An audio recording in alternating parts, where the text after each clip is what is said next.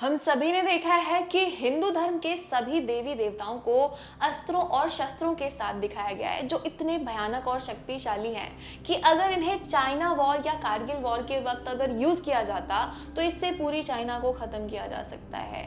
मतलब इतने शक्तिशाली हैं, जैसे ब्रह्मास्त्र, अग्नि अस्त्र, पर्जन्य अस्त्र, वायव्य अस्त्र, पन्नग अस्त्र, गरुण अस्त्र, नारायण अस्त्र, पाशुपत अस्त्र, ब्रह्मशिरा और अमोघ अस्त्र।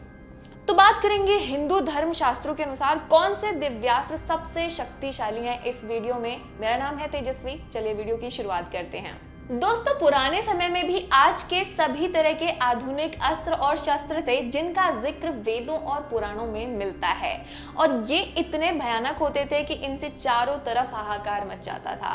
अब ये जो अस्त्र होते थे हालांकि आज के ही जितने आधुनिक होते थे, लेकिन इनके उपयोग करने की तकनीक आज से अलग होती थी। वेदों में और ऋग्वेद में भी बल्कि इस बारे में मेंशन किया गया है कि ये अस्त्र मंत्रों के उपयोग से चलाए जाते थे। सबसे पहले जानना ये जरूरी है कि अस्त्र उन्हें कहते हैं जो किसी मंत्र या यंत्र के उपयोग से चलाए जाते हों। दिव्यास्त्रों को मंत्रों के उपयोग से चलाए जाने के कारण ही उन्हें मांत्रिक अस्त्र भी कहा जाता है। अब जब से ब्रह्मास्त्र मूवी बन चुकी है तब से लोगों के मन में ये एक आम धारणा बन चुकी है कि ब्रह्मास्त्र ही सबसे बड़ा अस्त्र है, सबसे बड़ा दिव्यास्त्र है, सबसे ज्यादा महाविनाशकारी भी है।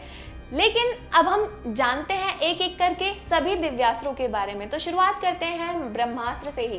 ब्रह्मास्त्र के बारे में कहा जाता है कि ये एक अचूक अस्त्र है, यानी महाविनाशकारी के साथ साथ ये एक ऐसा अस्त्र है जो दुश्मन का नाश करके ही छोड़ता है। महर्षि वेदव्यास जी ने ब्रह्मास्त्र के बारे में लिखा है कि ब्रह्मास्त्र जहां छोड़ा जाता है वहां 12 सालों तक नए जीव जंतु नहीं उग पाते हैं और अकाल जैसी स्थिति हो जाती है। ये इतना विनाशकारी होता है कि इससे समस्त पृथ्वी का विनाश किया जा सकता है। ब्रह्मा जी ने इसका निर्माण किया था बुराई का अंत करने के लिए। यानी ब्रह्मास्त्र एक ऐसा अस्त्र है जिससे माना जा सकता है कि आजकल के ये एक न्यूक्लियर बॉम्ब की तरह था।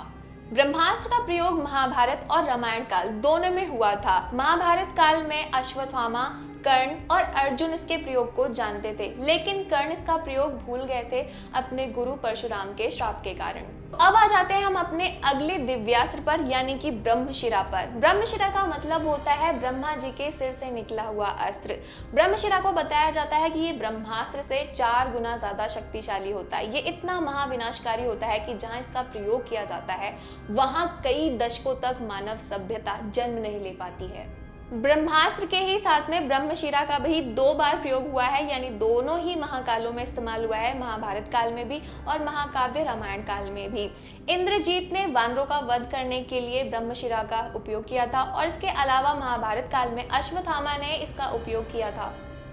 अश्वत्थामा ने महाभारत युद्ध के अंत में क्रोध में आकर ब्रह्मशिरा अस्त्र चला दिया, जिसके जवाब में अर्जुन ने अश्वत्थामा पर ब्रह्मशिरा अस्त्र चला दिया। फिर ऋषि मुनियों ने उन्हें ये आगाह किया कि इससे पृथ्वी में प्रलय आ जाएगी। इतने पे अर्जुन ने इस अस्त्र को वापस ले लिया, लेकिन अश्वत्थामा ऐसा नहीं कर पाए। अश्वत्थामा इसे वापस नहीं ले पाए और उन्होंने अर्जुन पुत्र वधु उत्तरा के गर्भ की तरफ इसे मोड़ दिया, जिससे उत्तरा के गर्भ की मृत्यु हो गई। ऐसा करने पे भगवान कृष्ण बहुत ही ज्यादा क्रोधित हुए और उन्होंने अश्वत्थामा को 3000 सालों तक बीमारी से ग्रसित भटकने का श्राप दे दिया, जिसके बाद उन्होंने उत्तरा के गर्भ को फिर से जीवित भी कर दिया। तो अब बात करते हैं अगले दिव्यास्त्र की, यानी अमोघ दिव्यास्त्र की। ये एक ऐसा महाविनाशकारी दिव्यास्त्र है जो अचूक है और इसे एक ही बार इस्तेमाल किया जा सकता है। ये दिव्यास्त्र इंद्र भगवान के पास है और इंद्र भगवान ने ये दिव्यास्त्र कर्ण को दिया था। कर्ण इसका इस्तेमाल अर्जुन पर करना चाहते थे, लेकिन मित्र दुर्योधन के कहने पर उन्हें इसका इस्तेमाल महाबली घटोत्कच पर करना पड़ा। अगला जो दिव्यास्त्र है वो है पाशुपत दिव्यास्त्र। महादेव द्वारा निर्मित इस अस्त्र की खासियत ये है कि ये इतना महाविनाशकारी है कि संपूर्ण विश्व का कुछ ही पलों में ये विनाश कर सकता है।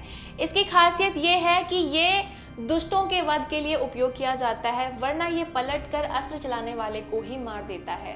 अगला जो दिव्यास्त्र है वो है नारायण अस्त्र। नारायण अस्त्र भगवान विष्णु का एक ऐसा अस्त्र है जो एक बाण की तरह है। जब इसका उपयोग किया जाता है तो लाखों तीर बनाता है ये, और एक डिस्क जैसा हथियार बन जाता है और कहा जाता है कि इसका इस्तेमाल जीवन में सिर्फ एक बार किया जा सकता है और जब इसका इस्तेमाल किया जाता है तो ये शत्रु का मरने तक पीछा करता है, बल्कि शत्रु अगर हार भी मान जाए इसके सामने वो अपना सर नमन तक क्यों ना कर दे, लेकिन वो शत्रु का नाश करके ही मानता है। इस अस्त्र से बचने का कोई उपाय नहीं है, केवल एक ही उपाय है कि अपने सभी अस्त्र त्याग करके इसके सामने अपने आप को समर्पण करने से ही इससे बचा जा सकता है।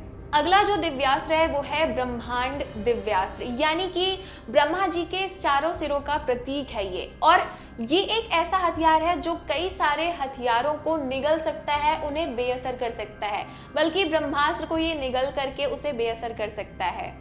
अग्नि अस्त्र से भारी मात्रा में आग की बारिश होती है, तो पर्जन्य से भारी बारिश होती है, और इसके अलावा वायव्य दिव्यास्त्र एक ऐसा अस्त्र है जिससे भारी मात्रा में आंधी और तूफान आ जाता है। तो ये तो रहे दिव्यास्त्र के बारे में जानकारी। हमने जाना कि कितने शक्तिशाली दिव्यास्त्र होते थे और कब उनका इस्तेमाल किया गया। अब हम जानेंगे कि प्राचीन काल में दिव्यास्त्र कुछ खास लोगों को ही सिखाए जाते थे। सबसे पहले हम आपको बता दें कि कर्ण ने परशुराम से ब्रह्मास्त्र चलाने की शिक्षा ली थी।